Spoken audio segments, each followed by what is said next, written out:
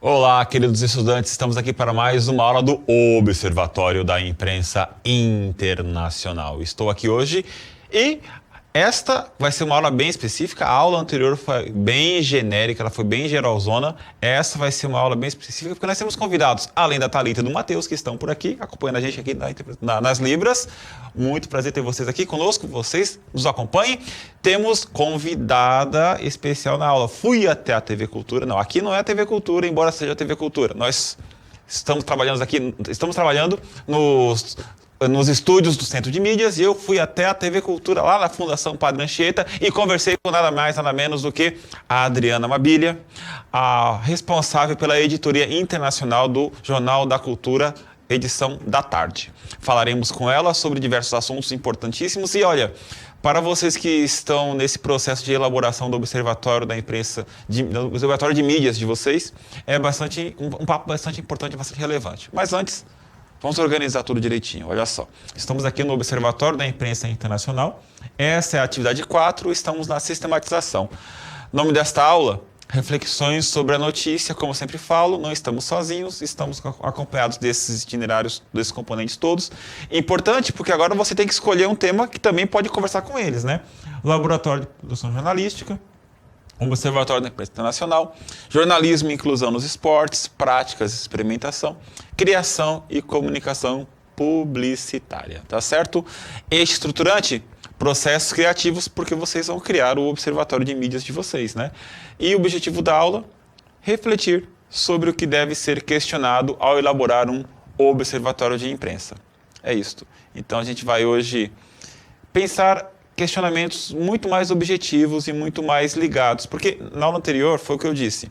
A gente falou sobre, novamente, pensar, escolher um tema, pensar em qual é o seu objetivo, quais são os seus interesses. Agora não.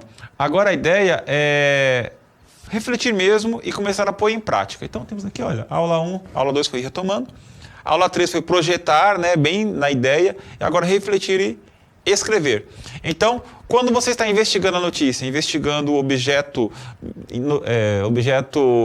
midiático, o que você tem que pensar? Então, convidei ela, a Adriana Mabilha, e vamos falar sobre isso depois. Agora, deixo-a na companhia minha, claro, e na dela. Vamos lá?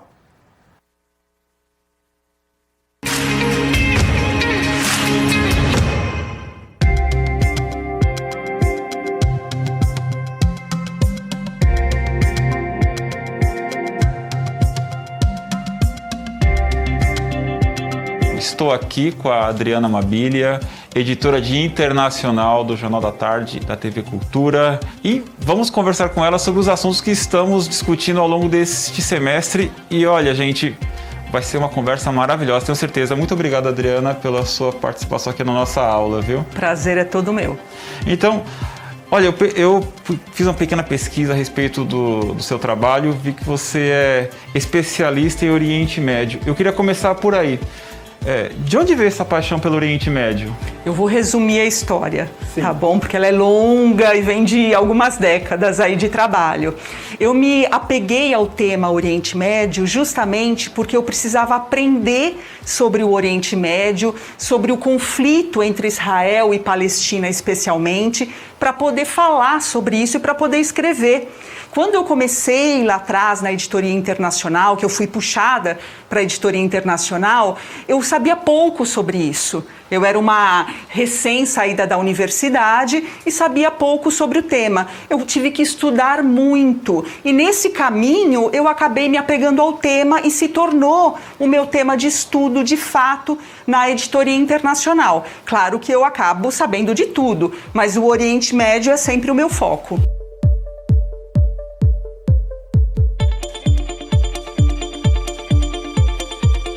É bem bacana falar sobre isso, porque nós temos diversos assuntos pipocando em diversas partes do mundo, assuntos do Oriente Médio, que são tratados no idioma, a gente fala da pandemia que começou na China, outro idioma, a gente pode falar do conflito entre Ucrânia e Rússia, outro idioma. Qual é o caminho que essas notícias fazem para chegar até o Brasil? Porque de todos os idiomas eu imagino talvez eles passem para o inglês ou para o francês, para depois para o português. Quais são os riscos do que se perde e do que se altera nesse caminho? Olha, São riscos inimagináveis, professor. Eu imagino. Justamente pelo que você falou. Ele é traduzido, passa por 1000 pessoas, por mais profissionais que essas pessoas sejam, são seres humanos que sempre têm um viés, têm uma cultura, foram educados de alguma forma. As notícias internacionais, elas chegam para a gente na redação por meio das agências de notícias internacionais. A AP é americana, a Reuters é inglesa. Então, a gente tem que entender que essa notícia já chega para a gente com esse viés ocidental, porque esses profissionais que estão lá são jornalistas também, foram jornalistas que pegaram essa informação, mas quando eles passam, eles já têm esse filtro daquilo que eles são, daquilo que eles estudaram e de como eles se formaram. Quando chega para a gente, cabe a nós também aqui na ponta, que vamos passar para vocês a informação, traduzir isso, e eu não estou falando de idioma, eu estou falando de contexto, professor. É importante que a gente entenda que o jornalista, ele tem que duvidar sempre. Sim. E fazer um exercício diário de não tomar partido. Isso vai favorecer a pureza da informação. Porque quanto mais a gente faz esse exercício de não tomar partido daquilo que está acontecendo, mais a gente vai dar a oportunidade para nós mesmos de a gente entender o que está acontecendo. Quando você já chega para um assunto escolhendo um lado ou sentindo por aquilo que está acontecendo, você já tem um filtro enorme na tua cabeça.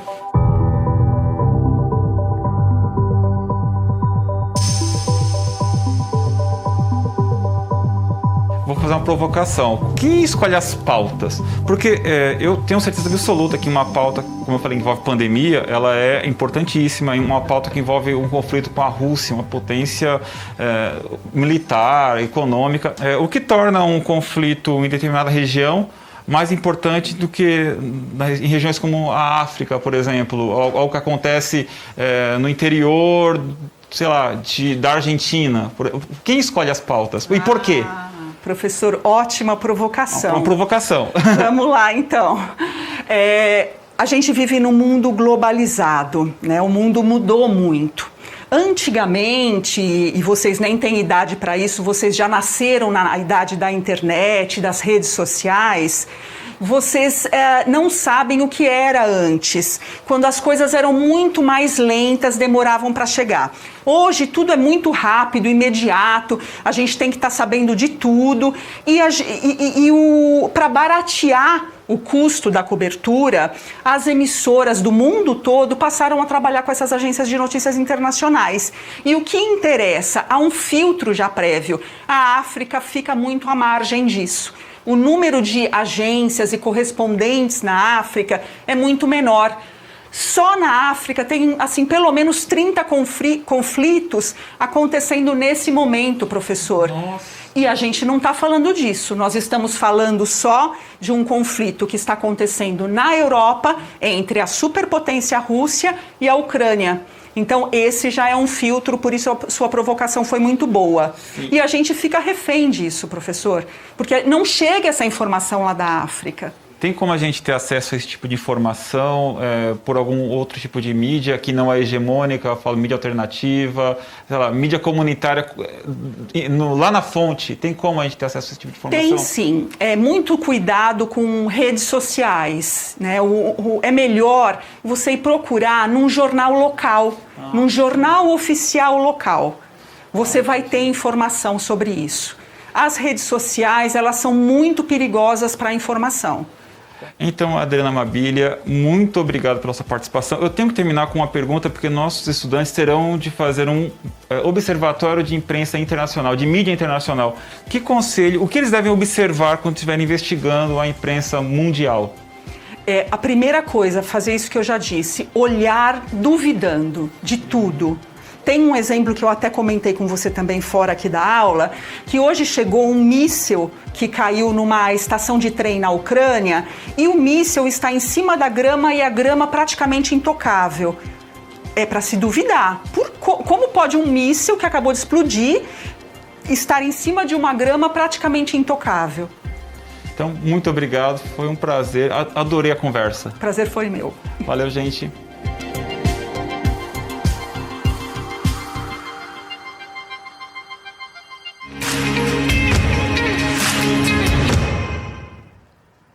A Adriana Mabilha também ela é editora do programa Legião Estrangeira, um programa maravilhoso da TV Cultura, que traz jornalistas de diversos órgãos de mídia internacional que trabalham aqui no Brasil. Você tem um jornalista francês que vê o mundo da perspectiva de um francês, mas ele noticia notícias da França aqui no Brasil e do Brasil lá na França.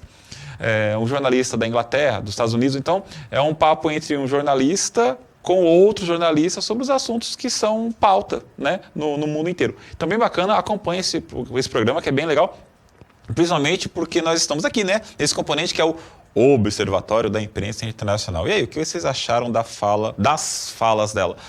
Na verdade, a provocação que eu fiz para ela foi uma provocação que eu faço aqui cotidianamente neste componente, que ela achou bacana, mas que pra gente ela é rotineira, né? Que é quem escolhe as pautas, porque ela falou uma coisa que a mim causou uma impressão muito forte. Nós temos ao menos 30 conflitos ocorrendo na África neste momento. Mas nós não estamos vendo esses conflitos serem noticiados na grande mídia, na mídia. Então, segundo ela, a solução é buscar na internet, não nas redes sociais, buscar na internet pelos canais de notícia desses lugares. Por exemplo, você quer uma notícia lá do interior da África do Sul. Você hoje, através da internet, você pode pesquisar por canais de notícia da África do Sul, canais de TV, jornais. Gente, eu fiz esse exercício, eu pesquisei jornais da África do Sul. Gente, vou falar para você, eu consegui encontrar mais jornais na África do Sul do que aqui no Brasil, acreditem. Em inglês, para a gente não é tão complicado. E não tem que ser complicado, porque nós aqui no Brasil, nós misturamos muito inglês com português, a gente consegue dar uma lida bem direitinho. E olha, hoje nós temos ferramentas, tem lá o Google Tradutor, que eu não recomendo ostensivamente, jogar lá e traduz, não. Você tem que usá-lo, sim, uma ferramenta, mas tem que ser usada com parcimônia, tá certo? Então é isso. Outra coisa que ela falou que é muito importante é sobre a veracidade das notícias, né? Então, puxa vida, eu quero me informar sobre, sei lá, Ucrânia e Rússia, o conflito que está acontecendo, ou, sei lá, alguma informação nos Estados Unidos, ou alguma informação na Austrália, ou, não sei, no Oriente Médio. É importantíssimo duvidar. Então, para a gente que está trabalhando com observatório de imprensa, a ideia é duvidar de tudo, mas não naquela postura de que você não acredita nas coisas. É duvidar, é questionar, olha, como acontece, onde acontece, de que forma. Vou dar uma informação histórica para vocês. Quando ocorreu o desastre de Chernobyl, foi na Ucrânia. A Ucrânia fazia parte da União Soviética. Aconteceu de quê? Uma usina nuclear, ela explodiu. E na União Soviética a imprensa era controlada pelos órgãos estatais. Era controlada pelo Estado, que era dono da usina que explodiu. Então não era de interesse das usinas, da usina, não era de interesse do Estado noticiar algo contrário a ele. Então o que aconteceu? Durante muitos dias, e teria acontecido até hoje, a notícia não circulou, né? Circulou que houve um acidente ali que foi controlado, coisa rápida, tal, cotidiana. Na verdade, foi o maior acidente nuclear da história. Gente, até hoje aquela cidade não pode ser povoada. E a imprensa local não noticiou. Sabe quem noticiou? Foi a imprensa de países vizinhos, acho que se não me engano da Suécia, que perceberam algumas variações na radiação no espaço. Porque a nuvem com ambientes tóxicos nucleares já estava atingindo outros países. Gente, então o que acontece?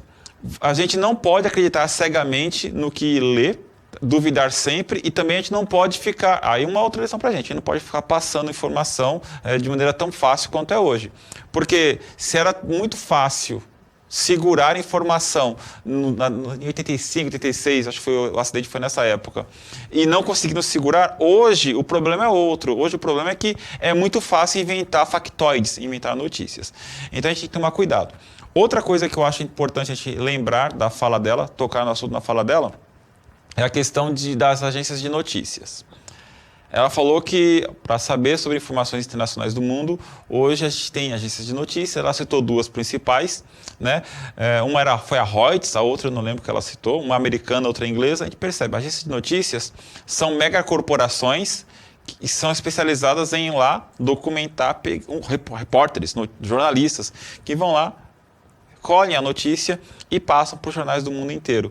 E aí cria uma coisa que eu falei para vocês já há algum tempo atrás neste componente, que é a câmara de eco. É o quê? Você tem jornais do mundo inteiro ecoando a mesma informação da mesma forma. Então, se a internet ela é importante porque ela dá diversidade para a notícia, também a internet ela cria esse tipo de informação. A notícia da Agência Internacional é uma notícia verificada com pessoas profissionais que viram aquilo. Ao mesmo tempo, a gente não tem variedade de notícia. Então a gente percebe que a informação é algo muito mais complexo do que simplesmente você pegar, ler lá no aplicativo e repassar a notícia, ou você ver no jornal e acreditar ou não. É muito mais complexo, por isso é importante verificar, tá certo? Eu trouxe aqui para vocês alguns questionamentos, trouxe uma notícia, mas se der tempo eu dou uma lidinha nela, mas os questionamentos são mais importantes neste momento. Então, vamos refletir um pouquinho. Alguns questionamentos que devem ser feitos na elaboração de um observatório de mídias, que visa observar notícias, ou seja, o que devemos pensar na hora de observar notícias. Primeiro, qual é o canal responsável pela notícia? Então, volta aqui para mim, rapidão, olha só. Vem cá. Quando você lê uma informação no Instagram, no Facebook ou no YouTube, toma cuidado. Sabe por quê? Não, o Facebook não é culpado de você entender errado uma notícia, nem o Instagram, nem o YouTube, nem o Twitter. Olha só, acontece o seguinte. Quem é o responsável por aquela notícia? Às vezes o canal X ou o canal Y usou a mídia social, a rede social, lá o Facebook, para divulgar a notícia. Então, vamos ver quem é o responsável por aquilo. Ou aquela notícia foi manipulada. Porque gente, todo mundo tem um computador em casa, um celular, e pode hoje manipular notícias. Então, quando você ler uma notícia na rede social, acesse o canal responsável, vá até o site oficial e veja se a notícia está modificada, se ela está daquele jeito mesmo. O que acontece? A grande mídia, a mídia comunitária também, os canais alternativos, eles contratam jornalistas, que são pessoas responsáveis, que estudaram a fundo tudo isso que eu estou falando aqui com vocês, e elas se responsabilizam pelo conteúdo do que foi divulgado. Quando alguém divulga uma notícia sobre algum acontecimento, e não assina, ela não tem responsabilidade nenhuma com aquilo, é complicado quando a gente divulga. Então, preste atenção nesse primeiro ponto. Qual é o canal responsável? Quem é o dono daquele texto? Certo? Uma dica, mas que ela não é 100% certeira, é você pensar assim, esse texto é bem escrito, ele tem muitos erros ortográficos, erros de português, só que, em geral, a gente tem que tomar cuidado com isso também, porque às vezes tem muitas mentiras bem escritas. Então, vamos lá? Outro questionamento. Quais são as fontes de informação dessa notícia? São fontes confiáveis? Olha, o que são fontes? Eu falei pouco sobre isso, explico para você agora. Todo jornalista, ele consegue notícias, não é tirando do nada. Ele, conhecendo as pessoas, se informando, ele monta uma rede de pessoas que servem como fontes, ou seja, passa a notícia para eles. Por exemplo, vamos supor que eu seja jornalista. Eu vou cobrir uma enchente. Aí eu sou enviado até o local da enchente. Lá eu conheço pessoas, converso com outros jornalistas, converso com vereador, deputado, prefeito, converso com o cara da mercearia, o padeiro. Aí, um outro dia, eu vou cobrir, um crime que aconteceu naquela região. Eu vou conversar com aquele padeiro, com aquele vereador, aquele prefeito, aquele deputado, pessoas daquela região. Essas pessoas se transformam em fontes de notícia. Tem uma lei que mantém a fonte em sigilo. Eu, como jornalista, não sou obrigado a revelar quem são minhas fontes.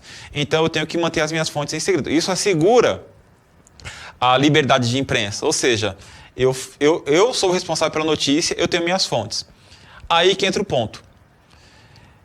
Se eu sou uma pessoa que é responsável, um jornalista responsável, eu me responsabilizo pelas minhas fontes. Como isso acontece? Comprovando que tudo aquilo que eu falei é verdade. Porque no longo prazo, tudo aquilo que eu falei provou-se ser verídico, provou-se ser verdade.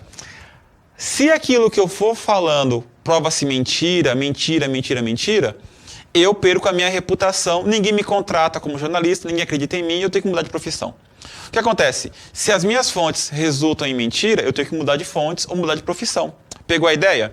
Então, como você faz para confiar nas fontes do jornalista? Vendo se ele tem uma carreira que leva você a acreditar nele. Ou seja, ele é uma pessoa respeitável na área, sobre o que ele escreve, compare esse jornalista com outro, acompanhe o trabalho dos jornais, é isto. Não tem outro jeito. É difícil, sim, mas é um trabalho que tem que ser feito no longo prazo. Foi o que eu falei para vocês em outro momento nessa mesma aula. Se tem uma aula que é importante para a vida de vocês, é esta aula, que está ensinando vocês como ler notícias, como assistir notícias, como manipular informação. Porque hoje é das coisas mais cotidianas. O texto jornalístico é quem entra mais em contato com todo mundo. Certo? Próxima pergunta, está na tela. Qual é o enfoque dado pelos jornalistas a essa notícia? Olha, o fato de eu ser um jornalista não tira de mim a minha opinião sobre o mundo. Certo?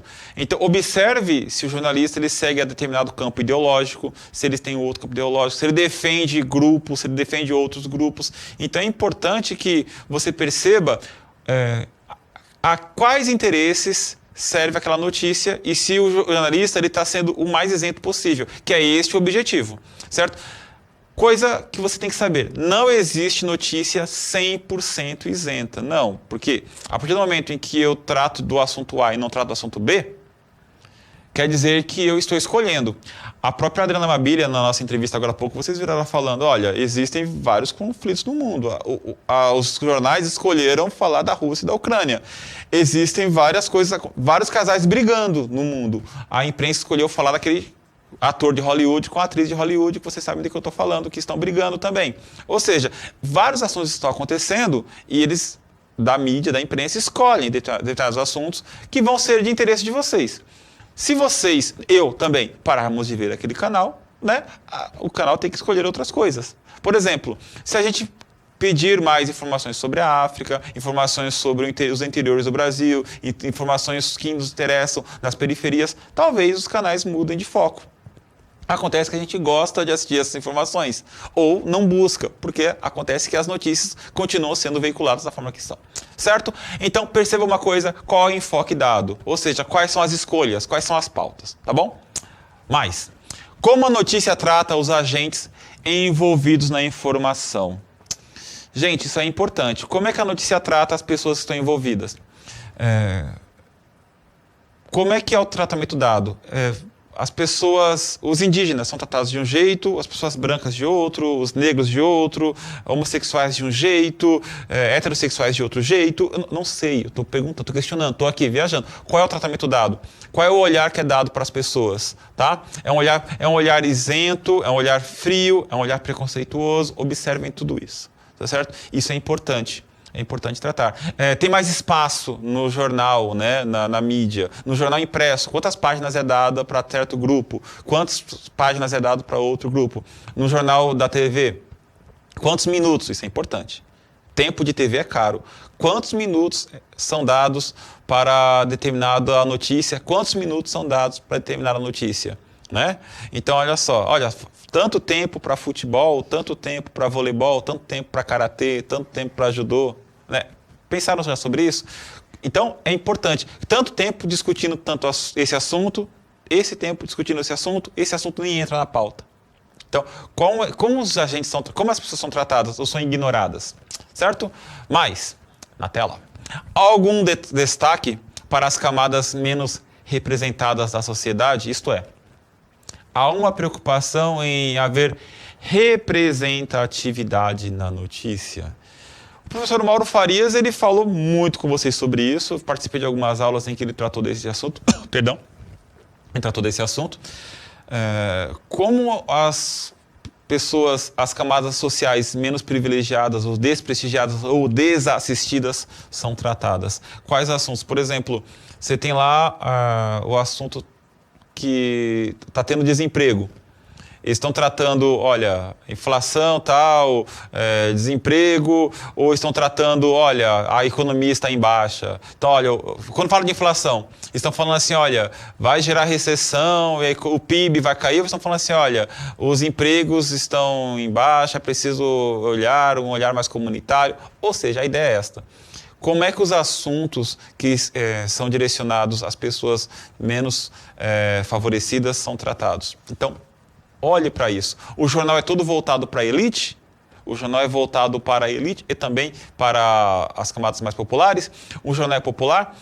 Tem jornais, isso eu não sei se tem ainda, tá? Que eu tenho que olhar. Tinha um jornal na minha infância que eu comparei com o outro no trabalho de escola, para falar sobre linguagem.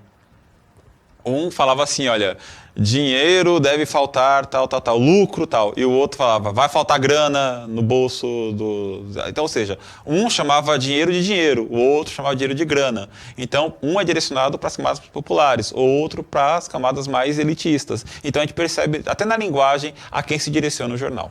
Certo? Na fala, principalmente. Mas, pergunta, quais outros enfoques poderiam ser dados a essa notícia? Quais são? Onde é possível encontrá-los? Quando vocês lerem alguma coisa, perguntem quais outros pontos de vista podiam ser dados a esta notícia. Por exemplo, vamos supor que exista uma notícia sobre um transplante do coração. Você pode ter o enfoque de, olha, a pessoa que recebeu o coração, você pode ter o enfoque da pessoa que morreu e doou o coração. Você pode ter o enfoque do médico que vai fazer a cirurgia pela primeira vez. Você pode ter o enfoque do hospital que realiza tantas cirurgias do coração por dia, por mês, por ano. Ou seja, existem vários pontos de vista em relação à notícia, tá certo? Você pode ter o enfoque de, olha, apenas pessoas mais ricas fazem transplante do coração. Quantas pessoas pobres fizeram transplante do coração? O SUS realizando transplantes do coração. Ou seja, a mesma notícia pode ser lida de diversas formas. Aí você já percebe qual é o enfoque dado, qual é a ideologia do jornal, a ideologia do jornalista, ponto de vista, ou seja, qual é a pauta dada, a pauta apresentada. Porque eu vou falar para você uma coisa, às vezes isso vem do próprio editor-chefe. Olha, eu quero que você escreva sobre esse transplante, mas eu quero que você vá e investigue qual foi a família do cara que doou o coração. Aí é um outro olhar. Eu quero que você investigue quanto custa um transplante de coração. Então, tudo isso é possível de ser investigado. Ou seja, quais são os enfoques, quais são os pontos de vista, certo? Qual é o olhar da notícia, tá bom? Então, vamos lá. Agora o que fazer? Inicie o processo de coleta de materiais para o que será o seu observatório de mídias. Já estamos falando sobre isso há algum tempo, então, mão na massa. Comece com o seguinte questionamento. Qual o assunto mais me interessou nesta unidade curricular? A ideia é que você escolha entre as unidades curriculares. Ou seja, aqui fala a do professor Mauro Farias, não vou lembrar o nome das unidades não, tá? Me perdoem. Aqui no Centro de Mídias, a do Mauro Farias, do Josélio, da Mara e a minha. Qual o assunto mais te interessou? Falar de representatividade, falar de memes, falar de acessibilidade, falar de imprensa internacional. Escolha um assunto. Escolha um assunto e comece a pesquisá-lo, comece a desenvolvê-lo, comece a pesquisar com enfoque nesses questionamentos que fizemos nesta aula. Faz o seguinte, há algum material que eu trouxe para essa aula, mas eu não tive tempo de passar para vocês. Está tudo no PowerPoint que você consegue no repositório, tá certo? Converse com seu professor, se você tiver professor presente com você. Se você não tiver professor presente com você, faz o quê? Você continue esse desenvolvimento, converse com seus amigos, compare o trabalho de um com o trabalho de outro estudante e perceba como está o seu desenvolvimento, tá certo? Esse trabalho tem que preferencialmente ser feito em grupos, tá bom? E o que aprendemos hoje? Hoje nós refletimos sobre o que deve ser questionado ao elaborar um observatório de imprensa, tá certo? O que vem por aí? A mesma pauta, duas visões, aula maravilhosa que preparei com carinho para vocês. Até mais, até a próxima aula, tchau, tchau, grande abraço, valeu!